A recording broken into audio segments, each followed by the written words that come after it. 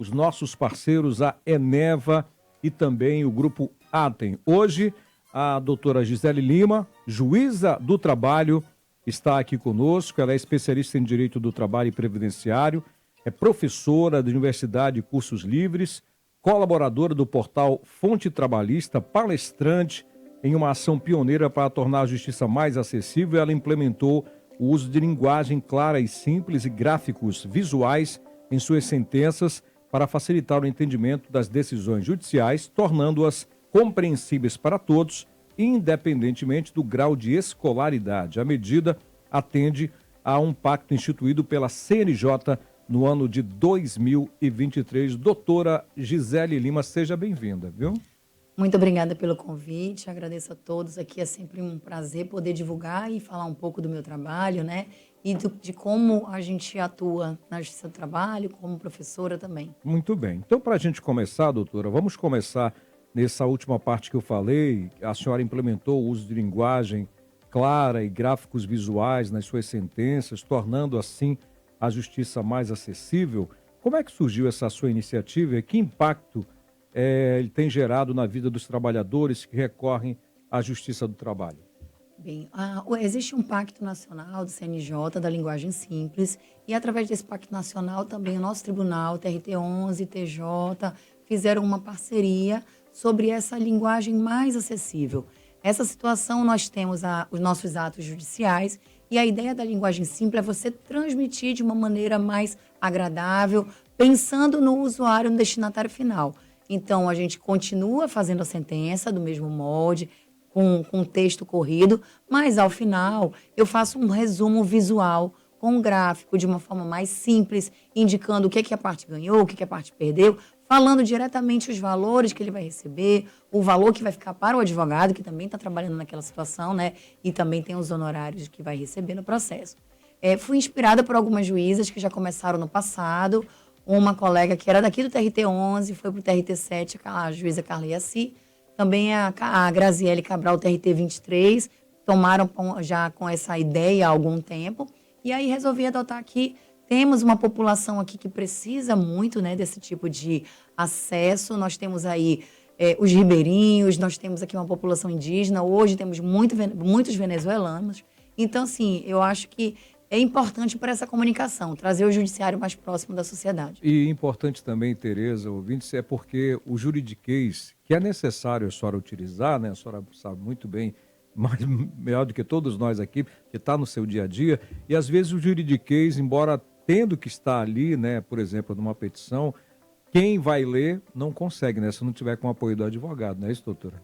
Exatamente. É justamente com essa ideia que nós não vamos acabar com os termos técnicos que são necessários. Mas existe essa campanha nacional, inclusive em todos os portais de todos os tribunais hoje, existe uma certa tradução, uma orientação para que as partes entendam o que significa cada uma dessas palavras diferenciadas. É uma sensibilidade típica da mulher mesmo, né? Ter essa sensibilidade de saber qual é a necessidade da população. Isso é ainda mais... A doutora conversava com a gente antes do programa sobre desafios, que é o que eu vou lhe perguntar agora, a questão do desafio de que essas mulheres ainda enfrentam no mercado de trabalho hoje em dia, né? E no próprio sistema judicial. E aí eu vou te pedir para abranger esse desafio para o nosso estado, que é continental, tem o interior aí, além da presença de indígenas, né, de ribeirinhos, agora de venezuelanos. Como é esse desafio, doutora?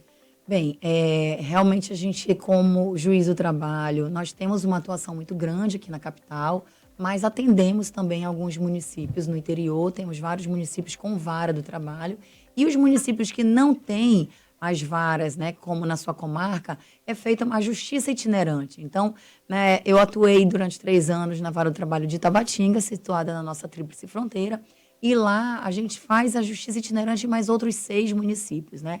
A distância de Tabatinga até o último município, que é Tonantins, a gente vai de a jato, são 8 horas de a jato. Então, vamos ao avião daqui para Tabatinga através de a jato para lá. E é uma situação diferenciada, né, para uma juíza mulher, ainda que eu vá com a equipe do judiciário que nos acompanha, os servidores, nós temos os seguranças, mas é um trabalho diferenciado, a gente chegar no município do interior, atuar, as pessoas às vezes têm um olhar diferenciado e a gente precisa ter uma atuação um pouco mais enérgica, né? E tem o lado da dificuldade em você deixar sua família. Eu sou casada, eu tenho 2 filhas, então sempre existe essa divisão, né? Uma pressão social na mulher que tem que estar presente 24 horas no lar, e ao mesmo tempo, hoje, o mercado de trabalho nos exige também participar do mundo profissional. São 17 horas e 20 minutos, não, 17 horas e 20 minutos na capital amazonense, já adiantando um minutinho aqui do nosso tempo. Para você que está chegando agora aqui nos 96.9 no rádio, para você que está acompanhando também na nossa live, no YouTube, no Facebook, nós recebemos aqui nos estúdios, durante o giro de notícias desta quinta-feira, a doutora Gisele Loureiro, ela que é juíza do trabalho, titular da 10ª Vara do Trabalho de Manaus, especialista em Direito do Trabalho e Previdenciário, e também isso tudo dentro da campanha Elas Têm o Poder 2025. Bom, e além de juíza, doutora, seguindo aqui com nossa entrevista, a senhora também é professora e palestrante. E queria que a senhora contasse aqui para os nossos ouvintes como é que a educação e a informação podem ajudar a reduzir as desigualdades e também garantir mais direitos para principalmente as mulheres. Eu entendo assim, o conhecimento traz poder, né? O conhecimento transforma. Então, assim, eu fui sempre muito empolgada com a educação, desde que eu entrei no judiciário. Na verdade, a minha primeira profissão foi como professora de inglês. Então, eu sempre estive nesse meio querendo compartilhar, né? Dar um pouco do que a gente tem, distribuir um pouco do nosso conhecimento. E eu entendo que o conhecimento faz essa visão, traz as pessoas e transforma em qualquer ocasião. A gente não precisa assim, sempre ter oportunidade e estar num lugar socialmente, né, favorável, mas hoje a gente tem notícias de várias adolescentes de escola pública tendo um grande êxito profissional, passando em faculdades, independente de cota ou tudo, a gente entende que o conhecimento faz essa diferença, né? E para as mulheres especificamente, eu vejo que às vezes elas sentem uma dificuldade muito maior por falta de acessibilidade, falta do que elas têm direito, do que elas podem fazer, do que elas podem concretizar, né? Então, a gente sabe de inúmeros casos de situações de assédio no trabalho onde elas estão vivendo e elas não têm noção que elas podem atuar. Hoje, um contrato de trabalho pode ser rescindido, a gente chama pela rescisão indireta do contrato de trabalho, que é a justa causa do empregador, em razão justamente dessa situação de assédio, tanto assédio moral como o assédio sexual. Isso pode ser feito. Existe também a situação da dispensa discriminatória. As mulheres hoje, às vezes, não conseguem galgar um passo ou uma promoção e começam a ser manipuladas dentro da empresa. Hoje, o assédio não é só uma conduta positiva. A omissão também é uma forma de assédio. O ócio, isolar aquela mulher e deixá-la num campo separado, não ser ouvida, ou a ideia dela, a palavra dela ser desconsiderada, são situações extremamente abusivas também. Então, este conhecimento transforma com certeza a realidade de todas essas mulheres. Doutora Gisele Lima, o direito do trabalho e o previdenciário são áreas que são fundamentais para que a gente garanta a dignidade aos trabalhadores. Que avanços a senhora acredita serem necessários para fortalecer ainda mais essa proteção das mulheres que a senhora está falando no mercado de trabalho? Eu vejo que é justamente este conhecimento amplo, o conhecimento dos empregadores, o conhecimento da sociedade, as mulheres como empregadas também, elas precisam entender todos os direitos que elas têm. Hoje nós temos grandes avanços, porque nós já temos o reconhecimento da figura do assédio moral e sexual, temos a figura já também da lei que trouxe a isonomia salarial, bem recente, que isso não precisaria nem ter lei, né, gente? A gente tem uma lei para dizer que as mulheres têm que receber os mesmos salários que os homens. Então, temos o avanço também, CNJ, CSJT, trouxeram já aqui há pouco tempo o protocolo para julgamento sob perspectiva de gênero. Com este protocolo, a gente tem uma visão diferenciada, nós julgadores, de como atuar em questões de gênero. Então, por exemplo, no caso de um assédio moral, sexual, envolvendo também as mulheres, normalmente a prova desse assédio seria da mulher. Mas como que ela vai provar esse assédio? Que normalmente os homens fazem isso de uma forma escondida? Como que ela ia ter uma testemunha? Então, através do protocolo, com o mero indício de que aquele fato ocorreu, o ônus vai para o empregador. Ele que tem que vir reforçando que não fez aquilo.